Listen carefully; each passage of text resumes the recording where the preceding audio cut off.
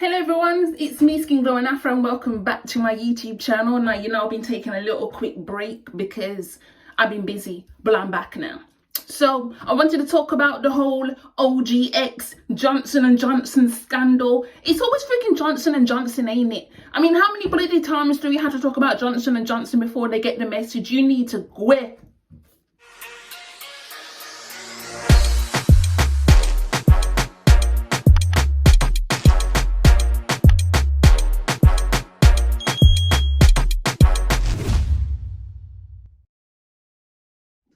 So basically, Johnson & Johnson owns a company called OGX. OGX is the hair care line, right?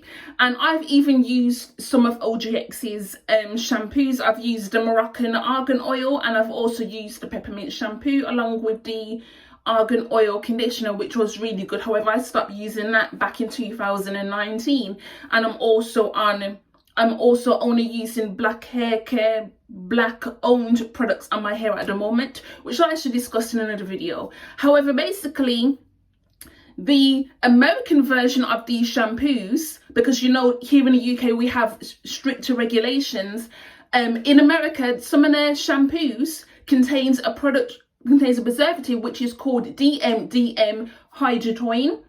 I think I pronounced that wrong, but so it go. Basically this preservative, what it does is it can turn into formaldehyde, and if you know anything about formaldehyde, you would know that is related to dead bodies. That's what they use to embalm dead bodies, so not supposed to be used in any hair care products.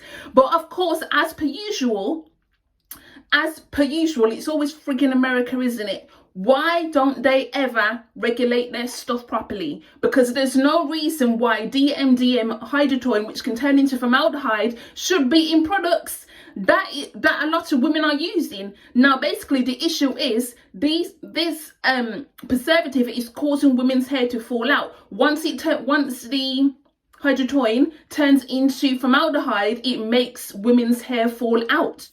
A lot of women have been saying that they've been using this product for years and have been noticing that they're getting a lot of shedding while washing their hair, and that their hair is thinning in general. And they didn't really connect the dots until they actually realized, hey, until the article dropped last month and it was like, oh, okay, now I'm connecting the dots. It is OGX products that is causing my hair to fall out.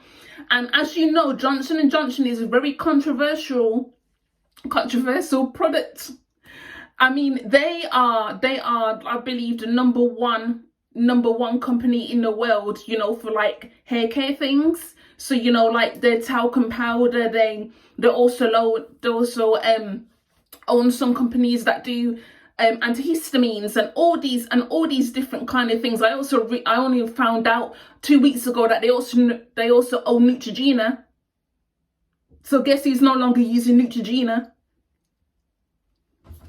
It's just really worrying to me that they've been able to get away with this foolishness for so long. I mean, did I not learn from a few years ago with the whole talcum powder scandal? Basically, they had their talcum powder, I believe, contained asbestos. And as you know, the longer you are exposed to asbestos, the more likely you are to develop cancer. And as we all know, Johnson & Johnson talcum powder is used on babies.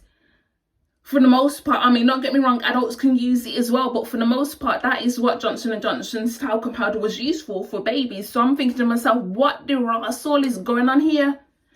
At this point, it's kind of like, what hasn't Johnson & Johnson done? What haven't you done? What haven't you done?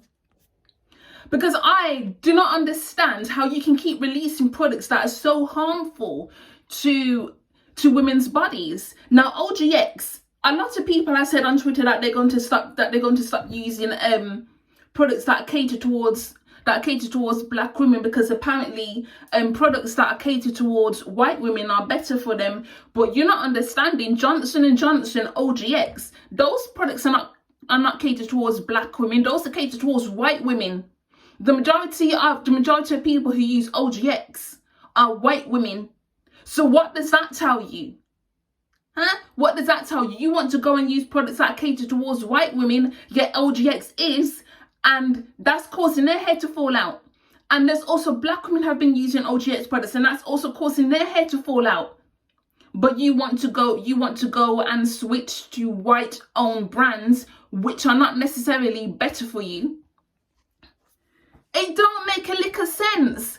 It does not make a lick of sense why you would want to go and use white owned products on your hair. I mean, don't get me wrong, there are some white owned hair care products that are really good. However, I have decided to make the switch to using hair care lines that are not only catered towards black women but also owned by black women. So I've been using Uncle Funky's daughter's wash line, so their clarifying shampoo, the moisturizing shampoo, their conditioner, and I've also used twice now their deep conditioner, and I have to say their wash day line is absolutely fantastic. It's pricey as fuck, I won't even lie to you, it's pricey, but I do suggest you invest in it.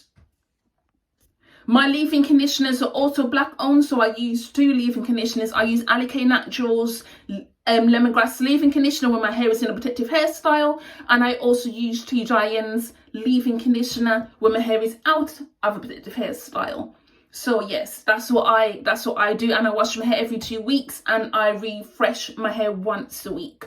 So basically that is my hair care routine to make sure that my things are being used. And I only recently made this switch because I decided, you know what, I'm not even going to use Palmer's anymore. I've had no problems with Palmer's, but you know, after a while of using a product too long, you want to switch. You really want to switch, and Palmer's just was not working for me anymore. So I decided, you know what, I'm going to switch to using a black owned brand, a black owned company, because it just makes more sense for the journey that I am on. I want to support them, and I also want to make sure that my hair is in the best possible form. But as far as Johnson & Johnson, as I said, this is becoming ridiculous now. Like, how many times can you get sued for doing foolishness? How many times can you freaking get sued and you don't see the issue here? Like, you literally don't see the issue here. It's becoming a freaking joke. I mean, don't get me wrong, I know a lot of people still use Johnson & Johnson hair care products, but you know what? You have to see as you're a black person, you want to do something that will benefit you in the best way possible, and using these products created by white people, yeah, may not be the best fit for you. Because at the end of the day, if they're causing you harm, why would you want to continue to use them? Like, let's use common sense here. Seriously, let's use common sense here, because it's not making any sense to keep using these products. I mean, the talcum powder had to be removed off the shelves because it contained asbestos. How the fuck did asbestos even get in there in the first place? And they also created this vaccine. Who knows? I mean, they've had problems with the vaccine as well, so there's that. The OGX, certain shampoos from the OGX line, the American version, because as I said, in America they have less strict regulations for hair care products, which is very dangerous. Basically, it's making women's hair fall out, and I'm starting to think, like, if those women are ingesting formaldehyde into their system, and it's making the hair fall out, what consequences are there going to be in the future? Like, seriously, what consequences are there going to be in the future? Like, we don't know what impact that's going to have on their health. I mean, some of these women said that they noticed themselves long before this lawsuit came about that their hair was starting to fall out, and even months down the line, after they stopped using OGX, the hair still hasn't grown back. It still hasn't reverted back to the way it was before. So everybody can always sit there, and you know what really irritates me is how people sit there and say things like hair is just hair. But no, but when you purposely damage your hair, yeah, when you overprocess it, you know, like putting a relaxer and a colour on at the same time, you know, like a bleach, and relaxer at the same time. When you purposely damage your hair, it may not recover. Even if you shave your hair off, it may not recover. And that's like if you purposely do it. And then secondly, if you use a product that's harmful but you didn't realize it was, and you never know what's going to happen months down the line. You seriously never know what's going to happen months down the line. Is your hair even going to recover? Because these women, like people always say hair is just hair, but you have to understand our hair is linked to our self-esteem. Not everybody will feel comfortable shaving their hair off to get it to regrow. You know, not everybody will feel comfortable like that. And imagine like how distressing and how upset people must feel when they've used the product and it's been working well for them, and all of a sudden something changes because of the formaldehyde in the product or whatever other issue that it has, and then you're ending up with bald spots in your hair because your hair is thinned out to the point where it just can't grow back in certain areas until you stop using that product. And they're walking around with these bald spots, and it is very, it makes you feel upset. It makes you feel upset. So when people say hair is just hair, that really irritates me, because it's not just hair. Hair is political. Hair is related to your self-esteem. It's not just hair. And I know some people say that, you shouldn't focus too much on that. But you know, honestly, the first thing people see about you, if they don't see anything else, they see your hair. And they will make judgments on you based on how your hair looks. And they will assume things because they're thinking to themselves, how on earth did she get that bald spot? Or how come her hair is running like that? You know, you always see people and you're thinking to yourself, that's interesting. And this is why I say hair is not just hair. And this is why Johnson & Johnson make me friggin' sick. Because how can they do that? How can they do that to women?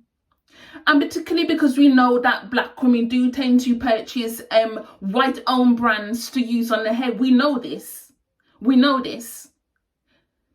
Because sometimes it's about availability. Sometimes you may not have access to natural hair products.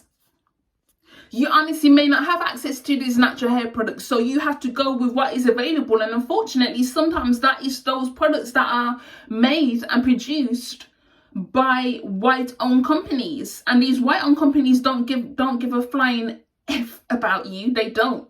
All they care about is consumerism. Make sure you're putting money into their company, but they don't actually care about what they're doing. They literally don't care what they're doing to people. Because how many times has Johnson & Johnson been sued? And because of the amount of money they make yearly, like I'm talking in their billions yearly, it's not affecting them. It's not even a dent in their pockets. And that's why they keep getting away with it, because we keep giving them money over and over and over and over again. Now, as I said, I won't be using any more of their products as far as I can help it. Even though we have stricter regulations here in the UK, I still would choose to say no. So I would just keep using my shea butter, because I use the shea butter on my skin. I get it from Love Roll Naturals, which is a black-owned brand. Yes, black-owned brand. You know me and my black-owned brands. I shall keep on using that because that works really well for my skin. Once I find a good face cream that is also by a black-owned brand, then I shall be using that, because shea butter is too heavy to use on my face. I don't want to break out, thank you. No, I don't. So until I can find a good face cream by a black-owned brand, then I'm going to stick to just using shea butter on my body. Plus, their shea butter is also quite cheap, so it's cheap, but you're supporting the industry in Ghana, so it works out really well. As far, like I said, I shall be continuing to use Uncle Funky's daughter's wash day line on my hair, because it works fantastically well. Like, my scalp gets clean when I use the clarifying shampoo, and then when I use the moisturizing shampoo, that also works really well. The products smell really nice to contain, you know, the peppermint oils and all these kind of good things that are good for your hair, because, you know, if you use peppermint oil on your scalp, it can lead to, you know, hair growth, as well as reducing, you know, dandruff and all that kind of stuff on your scalp if your dandruff is caused by, you know, just too much product buildup. I'm not sure if it works as well for someone who has a scalp condition, because that is completely different. But yeah, peppermint oil is really good if you have dandruff. Trust me, it's really, really good. As long with using a scalp massager, you can use my code SkinGlow10 to get a 15% discount on a scalp massager from Oh So Curly. And also using products from Alikay Naturals, like I said, the lemongrass leave-in conditioner, which is absolutely brilliant. You can either get it in a big bottle or the small bottle. It all just depends on your preference. Using tea dry ends, hair butter. Now I know a lot of people have said they want to stop using hair butters and oils and all that kind of stuff. I listen to what my hair says, and my hair loves butters and oils. And now I don't have a problem with my hair, because what do? I wash my hair. That's because you lot are co-washing your hair to death. And you're wondering why there's a load of product buildup on your hair, and you're wondering why products that you're using are not working as well. It's because your hair needs to be shampooed regularly. Okay, with a clarifying shampoo regularly.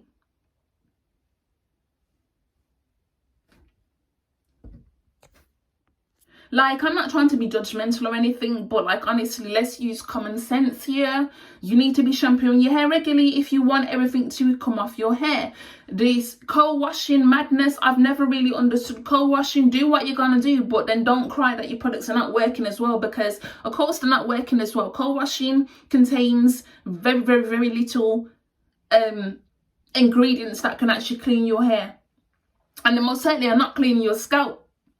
So unless you invest in a good clarifying shampoo that contains sulfates or not, I mean, I use a clarifying shampoo that doesn't have sulfates in it, and it cleans my hair really well, so I don't have to worry about that.